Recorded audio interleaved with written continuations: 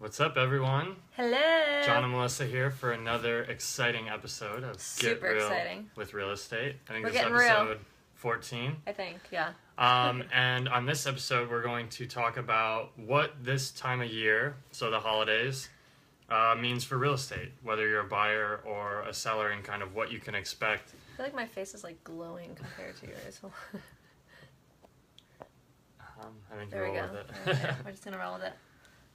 But yeah, what this time of year means for, for buyers, for sellers on the market, for people in general as a whole. Real estate, we understand that it's confusing and it's hard to understand what the market's doing, getting a pulse on the market. And I know we've chatted about like when the perfect time to buy is, or to sell is, and really the perfect time is whenever it's perfect for you. But times of year and kind of the way that real estate naturally moves, we do see some patterns throughout the year. And this time of year, December, kind of, I would say mostly between Thanksgiving and like Christmas.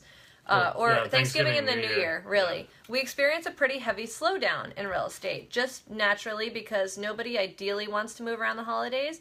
But there's a couple tips and tricks that we've learned because of that market slowdown and also gearing up for the new year. We've learned a few things that we wanted to kind of pass along to you guys. Yeah, and it doesn't like just come to a halt either. I mean, there's still people buying and selling.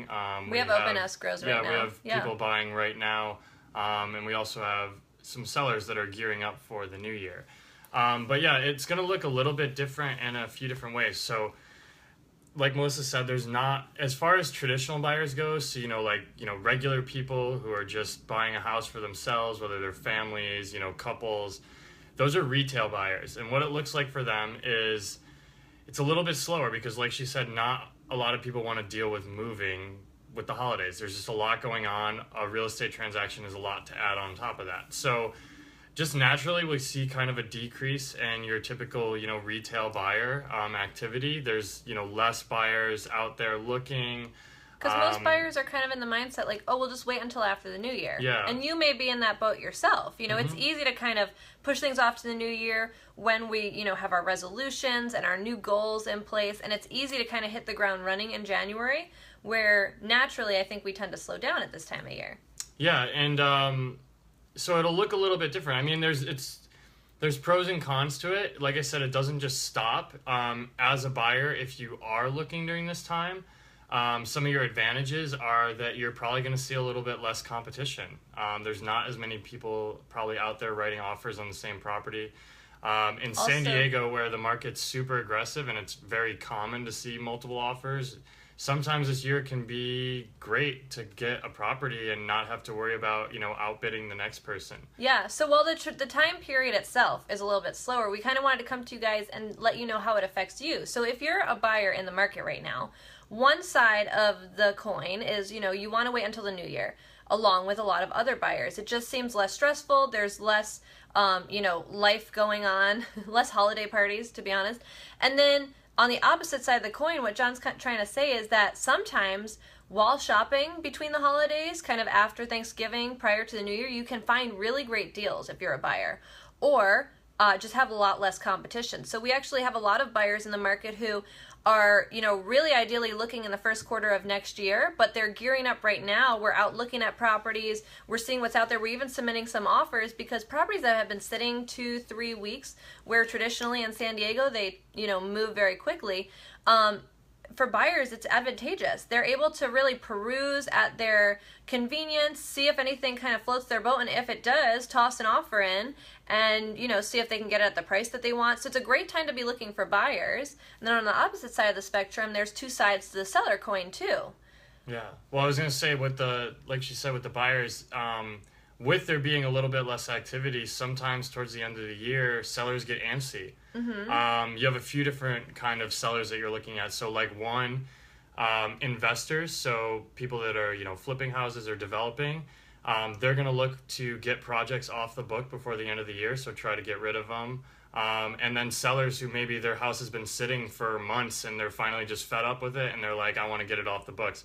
A lot of things have to do with taxes too, so people love to close out a real estate transaction before the end of the year because it could be a huge tax benefit to them. Yeah, and then I think there's two sides to the coin with the sellers too. Mm-hmm. Well, it's, an interesting time of year for everyone. Sellers, If they have a property that they want to unload before taxes by the end of the year, it's a great time to sell. There are buyers out looking. It's a great time also to sell investor properties. A lot of investors around the time of Thanksgiving to Christmas are out in the market really looking for fixer properties that they can then launch in the early year or start to the early year, and it's a great time. Like, the market does move this time of year. And then on the opposite side of the coin, if you are a seller and you can afford to wait, sometimes like we have a few listings coming to market in the new year, and the reason that we kind of advised our clients to wait until January, we're launching kind of like first, second week of January, reason being they didn't have any, rush to listing their property. So while we are enjoying the holidays, John and I figured we may as well market that property for the next month before it lists. And that's kind of the approach that we took. So there's there's a variety of different options that you can take at this time of year. Just know that if you are out looking or your property is listed, it's not a bad time of year. The market is still incredibly active. We have, buyers out. We've got listing appointments that we're doing. The market's always moving. You just kind of want to set yourself up for the best success for your lifestyle. So if the holidays for you are chaos, don't bother looking right now, even if there may be deals out there, because you're just going to give yourself a headache.